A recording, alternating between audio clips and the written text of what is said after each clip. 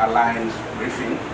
This particular briefing we have called so that we can brief you as members of the Fourth Estate on the Alliance trip to the United States last week, which clearly is a matter of national interest.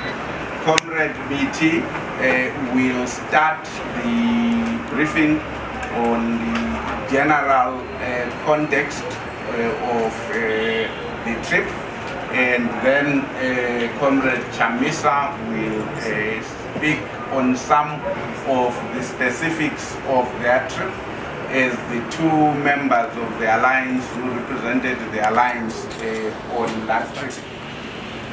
As all of you are aware of, we went to a number of countries in the region. First was South Africa, where we had the privilege of engaging a few individuals there, and then we had a stopover in Addis, and then of course the much talked about trip in the United States of America. What I've been asked by the Alliance to speak on is the state of our country as it exists today. And we think that this is very opportune, considering that the President of the Republic of Zimbabwe, Emmerson Mnangagwa, will be making a State of the Nation address this afternoon in a joint sitting of Parliament. We think that pursuant to the great celebrations, the great joy, the great exhilaration of the 18th of November 2017, we have somehow become deflated. We have lost the momentum, and we have declambered from the peak of a great expectation that our country was now on a footpath, on a trajectory to an open, democratic, free, just Zimbabwe. We look at the levels of and the manner in which our citizens, our people are living, and we know that the dream is being wasted, the dream is being drained, the dream is being hijacked, and the dream is certainly being captured. The hope of our people on the 18th of November 2017 was the hope that with the departure of Comrade Robert Mugabe, a new Zimbabwe would be ushered in, that real change would actually come into the motherland, and that there would not be a papering over the cracks, and that there would not be cosmetic change in respect of which in the cockpit one individual is replaced by another individual. So we as an alliance are concerned by the following. A, the obvious militarization of the Zimbabwean state, the number of serving military men appointed in the cabinet, the complete takeover, as it were, by the military. We have nothing per se against the military, but we know that the essence of the rule of law and constitutionalism is that of democracy, and democracy is government for the people and by the people. And so the people that are ultimately decisive in our country are the ordinary citizens who have the right to choose men and women who will serve them. You cannot make a transition from a barrack to a public office. So we are concerned about that. We are concerned about that because we are Democrats. And because we are Democrats, we believe that the citizen should have the right to choose those that he or she will represent the same. Number two, we are concerned about the clear evidence of closure of political space. We observed, for instance, the excitement around our trip. We have no quarrel with the right of citizens to express their comments. What we have taken exception to is the deliberate creation by the state of closure of political space and closure of alternative political voices. We believe in democracy. We believe in plurality. Yesterday we fought Robert Mugabe. Tomorrow we'll fight anyone who wants to sit and steal our right to speak out about things that affect our country. We are citizens of this country, we are patriots of this country, and there's no citizen who is more patriotic than us. So we are concerned about what we see as clear signs of trying to resuscitate a one-party mantra, a one-party state mantra in our body politic. And I've been asked to be very loud and clear on this point, and I'm very loud and clear on this point. The third issue that concerns us is the failure by the new authorities to address the clear signs of economic decay in our country. We are particularly incensed by the cost of living, the rise in the cost of living. The budget presented by the Minister of Finance on the 7th of December 2017 predicts that annualized inflation in 2018 will be 3%. But all of us who are being abused by prices in shop know that that figure is a joke. The price of basic commodities have just shot up, particularly since the 23rd of November 2017. How is it that one can buy a 1.5 kilogram of chicken at $14.50 a packet? How is it that one can buy 1 kilogram of beef at $11.50 a kilogram? How is it that a packet of matemba, and many of our people are surviving on matemba, can cost $18.50? So quite clearly that something is not right in the state of the state. Something is not right in this country. Not only that, citizens can't draw their money from the banks right now as we speak. We've always argued that there has to be genuine, sustainable economic reform. Only 2 weeks ago, we spoke on our own options as an alliance, and we spoke about the way forward. We, as the alliance, restate the point that the country needs genuine political and economic reform. That we need a roadmap to legitimacy. That legit roadmap must be anchored on certain clear benchmarks. The first benchmark is adherence to constitutionalism, to the rule of law, and the complete demilitarization of the state of Zimbabwe. We note and we welcome the statement that Operation Legacy is ended, but we would like to see it ending on the streets, because we know that there are roadblocks still being manned by the military today as we speak. So let's return back to normal civilian rule. Let's return back to normal civilian order that abides by constitutionalism, that abides by the rule of law. We spent 3 years writing a constitution, if not more, and that constitution was adopted by more than 3 million people in a referendum held in March of 2018. Let's abide by that constitution. Number two, we would like to see genuine, credible electoral reforms that will lead to an uncontested, free and fair election. And among the things we propose are the following. Number one, the creation of a brand new BVR voters roll, in respect of which all political parties sign on to. We have to sign, we have to agree that this is the genuine, legitimate voters roll for the country. And on this one, we take note that even for 2013, we do not have, less than 6 months to the next election, we still do not have the voters roll for the 2013 general election. So we demand that there be a production of that genuine BVR voters roll that we all sign to. Number two, we are pushing and arguing for the recognition of a diaspora vote in this country, consistent with Section 67 of the Constitution of Zimbabwe. Number three, we are arguing for the monitoring, the international monitoring and observation of this election at least 6 months before the election.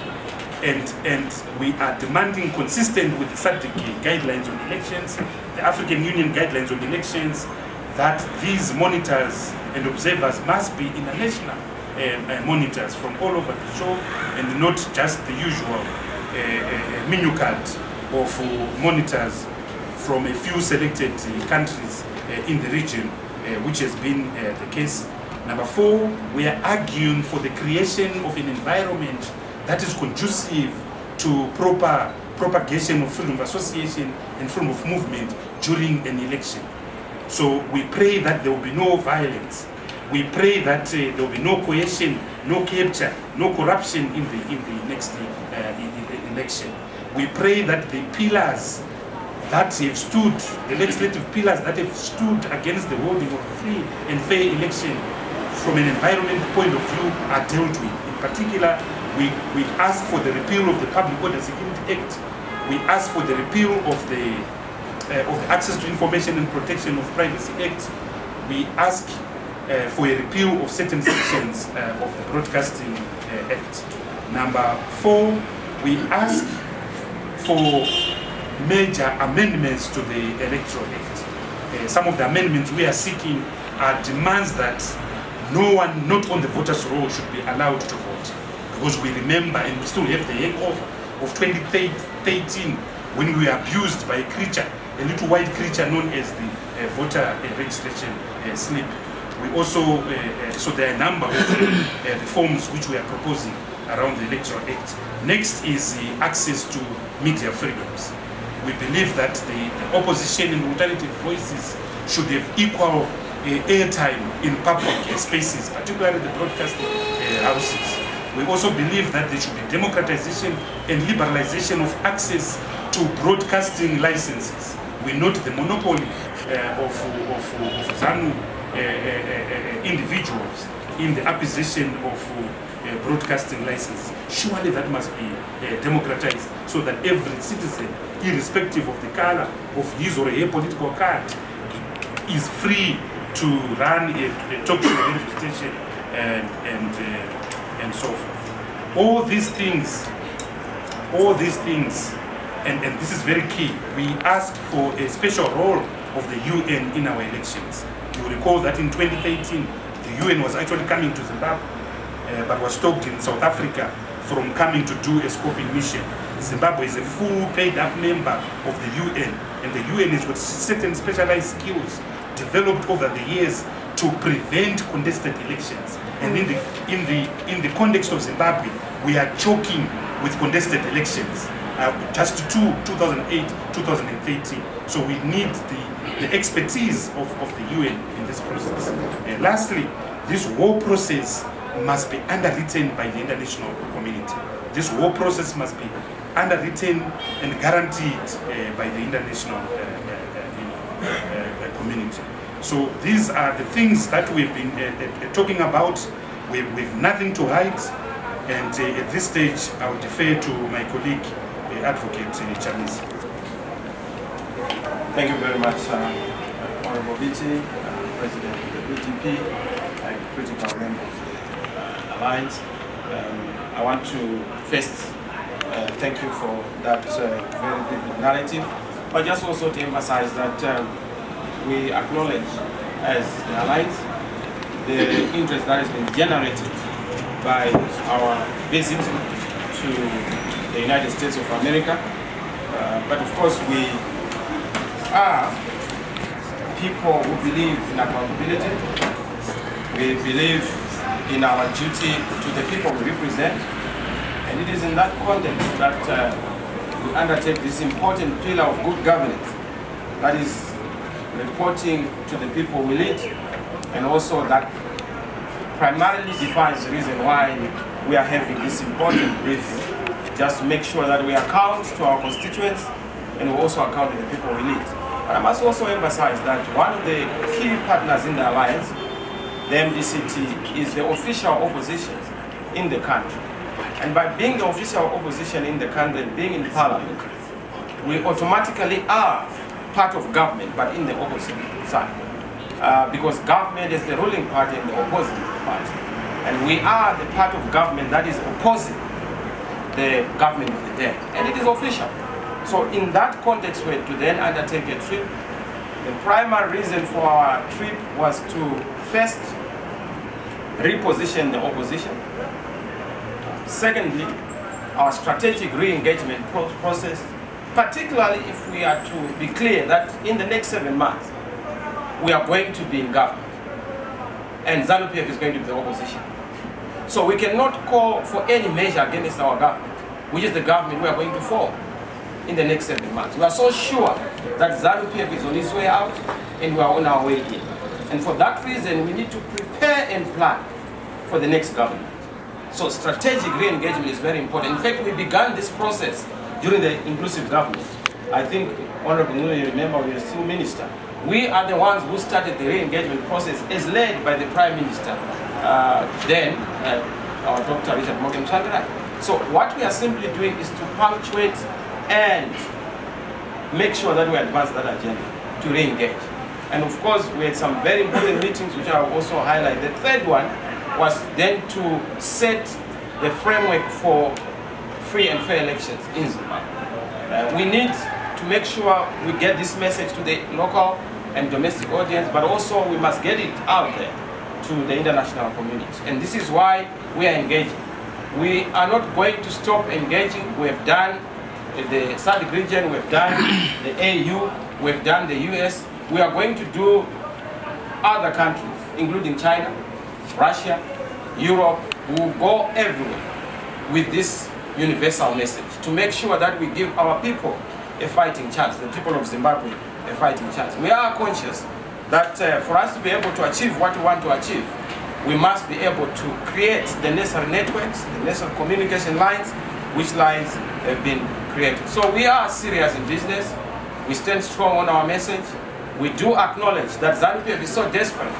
They are still in the old mindset of framing the opposition as an opponent, when in fact we are supposed to be looking at each other together as one and looking forward to build our country.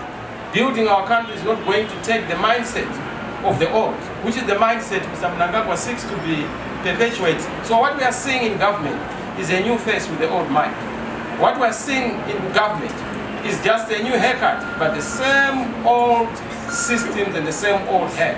And this must change. This is the reason why we are to engage. We met with a lot of partners in the United States of America. We met with the Congress and congressmen, the Senate. We also met some key people in the State Department in terms of the re-engagement process. We are clear that we need $15 billion if we are to restore our country. That $15 billion is not going to be something that we will start to work on when we become a government. We learned during the inclusive government that it takes time to re-engage. I'm sure if you ask Mr. Mandela, you are still a terrorist, even up to a time when he departed, because it's very difficult to reverse measures that are imposed on a country. So we need to make sure that we begin and commence this process. And we are serious, we are looking into the future. Our colleagues in ZANU-PF are still steeped in the past. They think that they are perpetual in government. We know that they are temporary in government, and they are on their way out. That is what informed that trip. And we make no apologies for the kind of patriotism we have demonstrated during the inclusive government, now and going forward, because we believe that the future of Zimbabwe is in making sure that we remove the Banana Republic tag, we remove the pariah status tag, and we restore our country amongst the family of nations. So we have a statement we have prepared. This statement is going to be issued out. It's a very comprehensive one. It touches on the things that we worked on. We also met the diasporans who were very eager and enthusiastic to participate in the 2018 elections. They are very important. We know their contribution to the GDP. We need to make sure that they are allowed to vote. We currently have a case that's before the court in terms of the Constitutional Court. We want to push for that one. We also want to push for certain reforms around diasporans being allowed to vote. In fact, it's in line with the certain guidelines on elections that the diasporans be allowed to vote. So I would say, without wasting a lot of the time, we may need to then possibly leave it to Mr. Gutu, so that we hear your question. But that is why we were in the United States of America, not these so-called measures. We are not that petty as to pursue petty politics of backwardness. We are the next game in town. We are the next music. So why would we want to disrupt that music as an alternative? Thank you very much. I thank Comrade DT and Comrade Chamisa for the presentation. Is Mr. Tsvangirai going to remain your candidate for 2018, considering that most of 2017 and he's been in and out of hospital? And if so, how serious do you think the population would take you, considering his ill health, that you would be pushing for a man who's not 100%? Take 300. Yes, the second question. No, lady. You want to gender? Democracy. Oh, yes. Assistant. Hello, MDC Alliance from Reuters. I just want to find out why it took the Alliance so long to actually come up with this explanation to supporters and the general public, considering that we've had days and days, you know, of public media criticism of the trip that you made. Very much that question.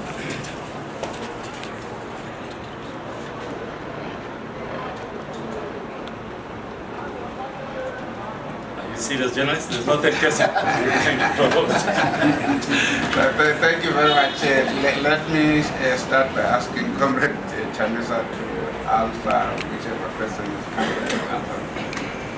Thank you very much. I was going to answer the MT one, but I think it's best that you answer it. I think Prof, you can give the professorial tincture to it, so it's not a problem. I hope you'll be able to tackle that one. I'll deal with the second one, which is why did it take so long? It has not taken us so long. We were in the US for a week. We only came back the day before yesterday, on Monday. So it has not taken us long. We could not preempt. Diplomacy is not about carrying a vuvuzela. We could not go on a microphone to say, this is what we are doing. We had to conclude the meeting. We had also to report back to our fundamental partners in the alliance before we start commenting on anything. So we had not understood the perspective that ZANU-PF had pushed. And this is why we are appealing to ZANU-PF to abandon their fundamental pillars of governance, of working on misinformation, disinformation, and lies to the citizens. A government is supposed to be a purveyor of good and correct information to the citizens. They know why we were there. In fact, instead of them joining people to mislead them and excoriate us, they must be congratulating us and thanking us for doing their bidding and for doing the patriotic duty on behalf of the people of Zimbabwe. Because we are aware they are not. We are respected as serious guys in this world. And they must appreciate it. But they do not do so. They choose to then malign us, demonize us, and then portray us as criminals, when in fact, what we have done for this country is the best interest of Zimbabwe. I'm sure Mr. Bichi may need to come in on the task.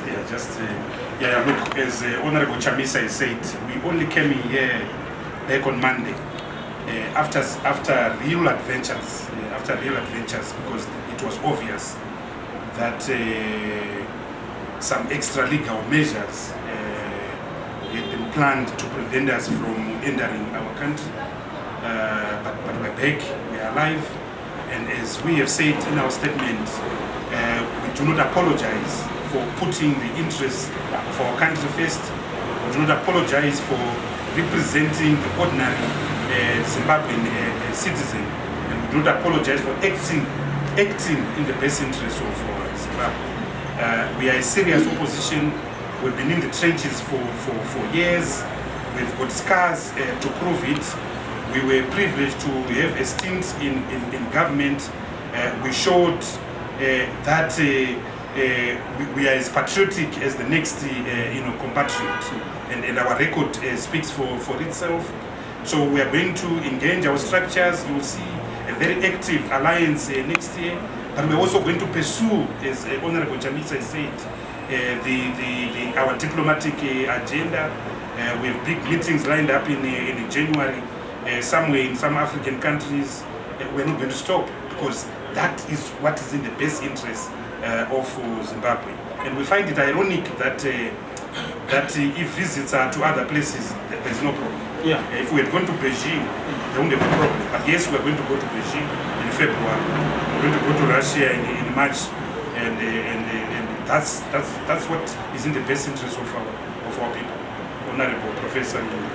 Maybe as a follow-up to that, may you elaborate, Mr. Biti, on what you were saying? There were measures that have been put in place to ensure that you will not come back to the country. Elaborate on that, please.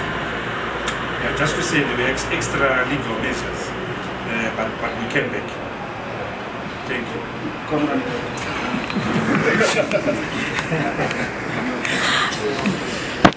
Yeah, just 1 minute.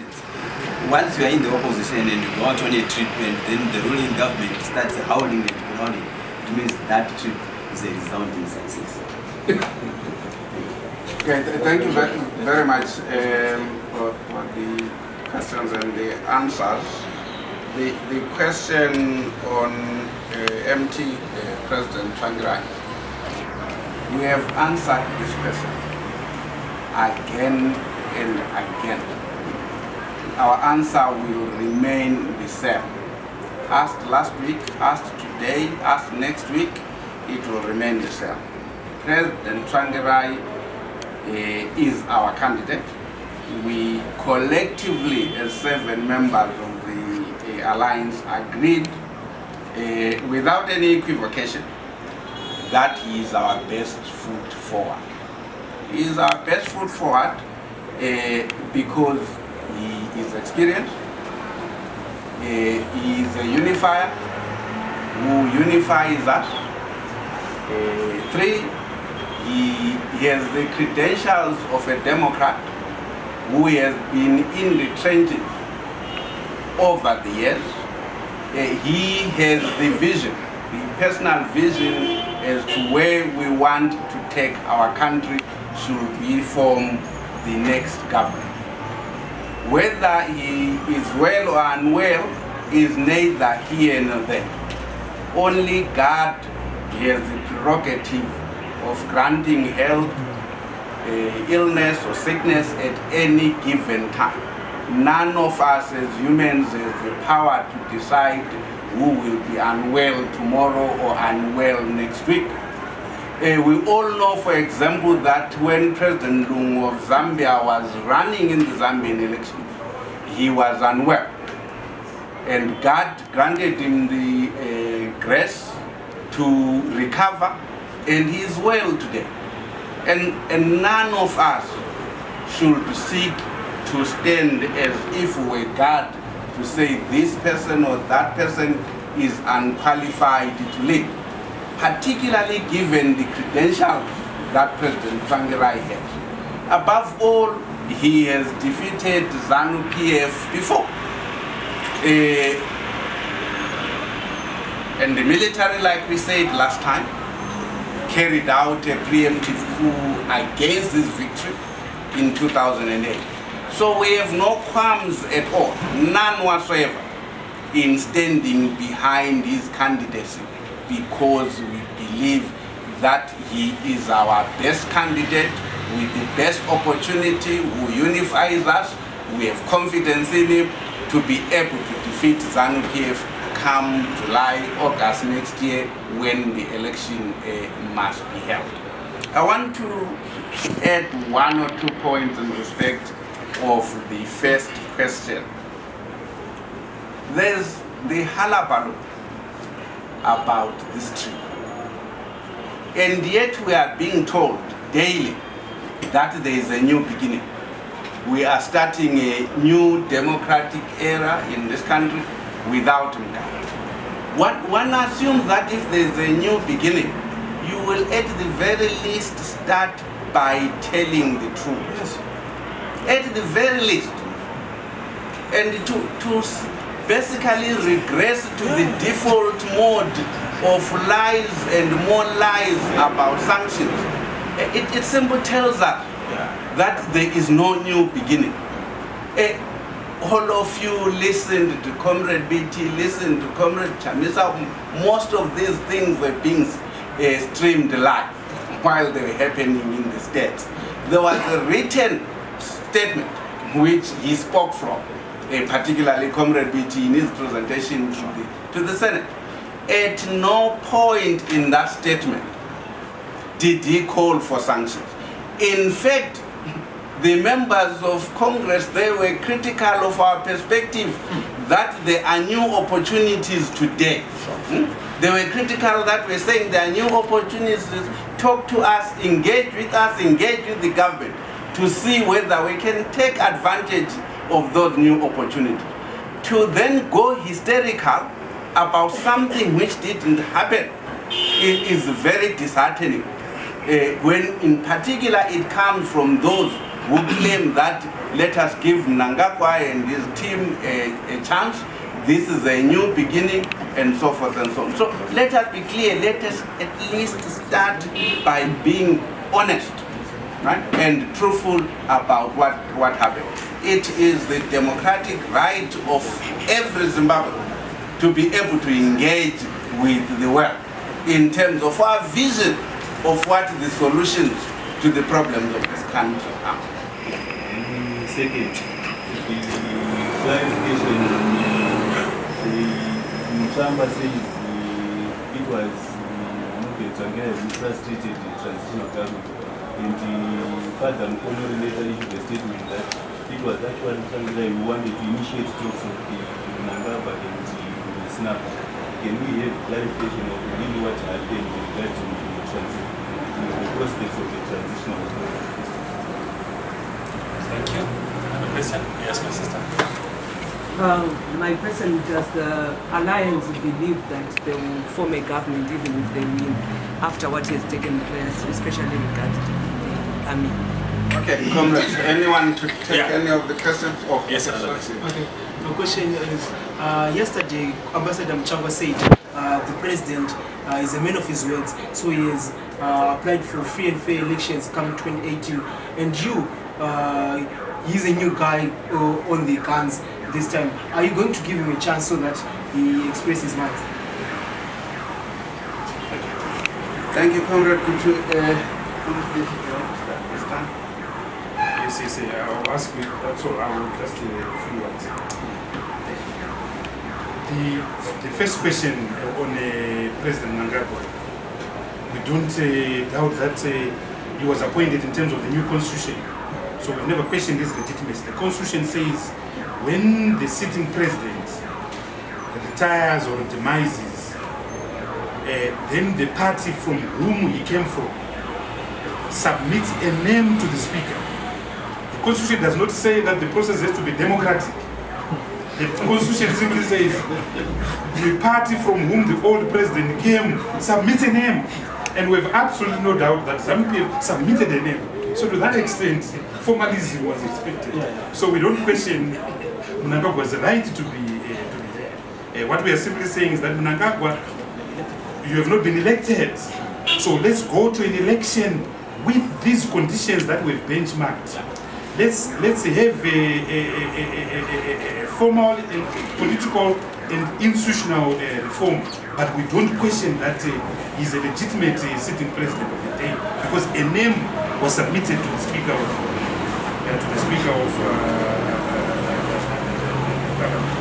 Can I just answer the last question, Prof?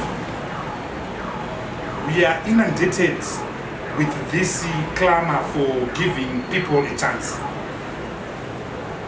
It's a dominant discourse on social media. We are giving this government a chance. We are giving this government a chance. But they must also give the people of Zimbabwe a chance. And a chance that goes beyond the rhetoric. And so far, beyond the rhetoric, we are not convinced that they are genuinely giving the people of Zimbabwe a chance. You speak of Honorable Comrade Mchangwa. We are very disturbed when someone stands and takes a public platform and says they will abuse the constitutional provision, the provisions in the constitution that says the army does not stick to the business of politics and the army stays away from politics. In fact, it's unconstitutional for the military to support any political party. It's very clear in terms of Section 208 of the Constitution. That's not giving the people of Zimbabwe a chance. But yes, we have given them some latitude. But it's so self-evident, even from this early stage, that nothing nothing has changed. I guess it would have been expecting too much, because these very same men and women were besides President Mugabe for a period of 50 years. So to suddenly expect problems to be resolved by the same mindset that created them would have been expecting too much. But we are giving them a chance, but they have to give the people of Zimbabwe a chance.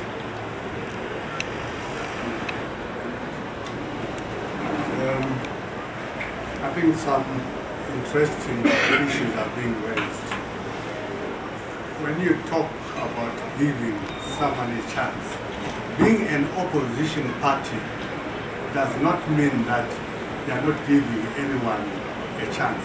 They are actually providing an alternative voice, an alternative inspection at what is happening, and highlighting what is happening and what should be corrected. We gave Mugabe 37 years of chances to remedy the situation in Zimbabwe. President Mugabe was not ruling on his own. President Mugabe was presiding over a structure that is still intact. We were not just fighting to remove Mugabe. We were fighting to remove ZANU-PF because it has corrupted and destroyed our nation. Let us not fool ourselves to believe that just because Mugabe is out of the equation, then the situation will normalize in Zimbabwe. It might get worse. And we as the opposition must be vigilant to see that we don't let our people being deceived again like they've been deceived in the past 7 years. Thank you, Comrade Mtambara. Just one question to Brigadier Mtambara. Yeah, as a former soldier yourself, what's your take on some of your colleagues going into politics? You are a former soldier yourself. I'm a politician and a retired general. I see nothing wrong with that. I'm a Zimbabwean. I have the right to enter into politics. But I see something very wrong with what has happened recently.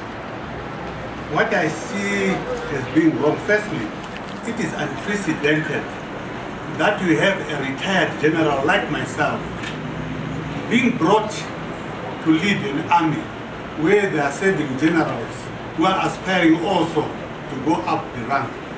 I think that is something that one is going to start saying, is this proper?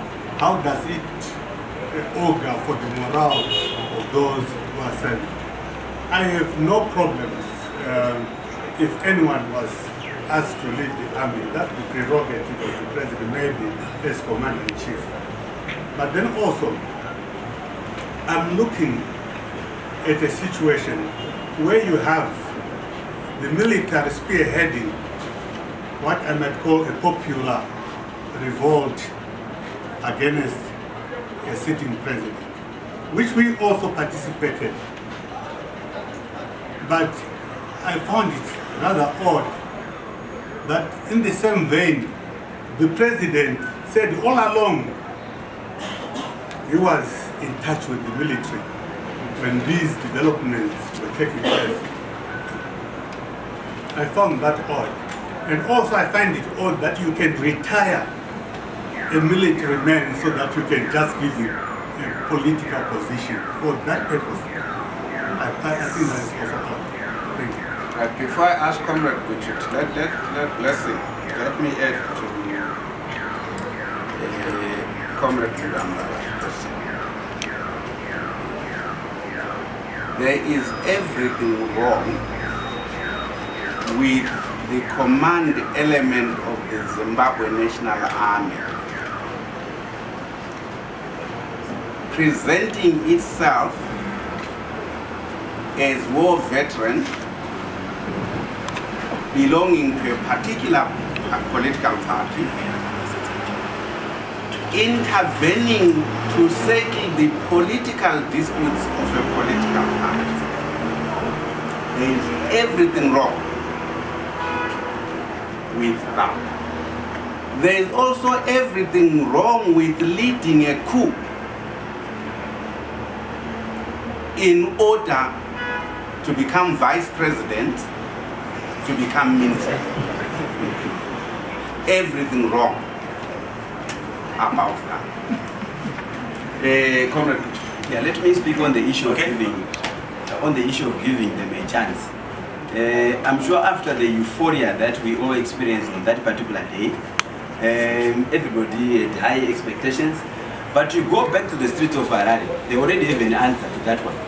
And even in some of your writings, they are very clear in saying, now we are aware that we simply changed the driver. But the bus is still the same ramshackle bus, the same potholes, the same passengers, same problems, same environment. They have an answer to that. So they are now very much aware that the system is the same, possibly it's the haircut, like somebody said, simply changing the haircut. But that's the answer. Go back to the streets and they will tell you. They already have an answer to that one. Thank you very much, Mr. Chito. Okay, we are not done yet. Thank you very much, Prof. Thank you. On the issue of the President, President Morgan Sankara, who is the candidate of the Alliance, we realize and acknowledge that there has been a deliberate attempt to distort the reality as pertaining to what transpired. We had a position as an alliance, which position was that we were supposed to have an inclusive arrangement, a transitional mechanism, so that we prepare for free and fair election. And President Shanghai, as a Democrat, as a national leader, as a statesman, went out of his way to make sure that he kickstarts this program. But unfortunately, there were no takers of this inclusive arrangement. And government intended to then portray MDC as spoilers. If anything, our biggest problem is that we have arrogance in government. We have ignorance in government. They do not appreciate that building a country is not a partisan effort. It is a collective effort. And this is where they are missing it. And this is where they want to then malign President Shanghai. President Shanghai has always been very clear to say, in order for us to have restoration of legitimacy, the first step is to have a transitional mechanism, an inclusive arrangement, political parties discussing. Beyond that, we then have free and fair elections. Free and fair elections and the conditions that have been articulated by President Beatty. Again, that was not done. Now we are waiting for the elections. This is why we've had to go to a diplomatic offensive to talk to our people. As you will see in our rallies, we are now articulating the alternative that we are. We are not going to waste time because we are not an inclusive government. We do not do public relations for the government. And you are saying that we should give them a chance. The chance we are going to give them is to be a genuine opposition, a democratic opposition. We are not a terrorist movement. We are not a rebel movement. So we have given them a chance. Let them offer their ideas, we offer ours. And let there be a marketplace of ideas. If they are better than us, we congratulate them. Where we are better, they must appreciate us. So let us not mistake this whole thing because we are transitioning from big men politics to big idea politics. And this is why we are going to have big ideas, manifestos, policy documents, blueprints that we are going to be putting on the market. Because we think that we have better ideas. So better ideas that even government has to borrow from our manifesto. And we take no problem with that because they are doing it for the people of Zimbabwe. The issue of are we confident? We are not only confident, we don't only believe that we will form the next government. We know it. And Mr. Mnangagwa knows it. We are going to be the next government. This is why they are panicking. But we are saying even if we form the next government, it's going to be a good dispensation for Mr. Mnangagwa and his team. Because we'll be very inclusive, tolerant of the opposition. That is the difference. So there should be no doubt about the MDC being the next predictable thing in town. Who will form the next government?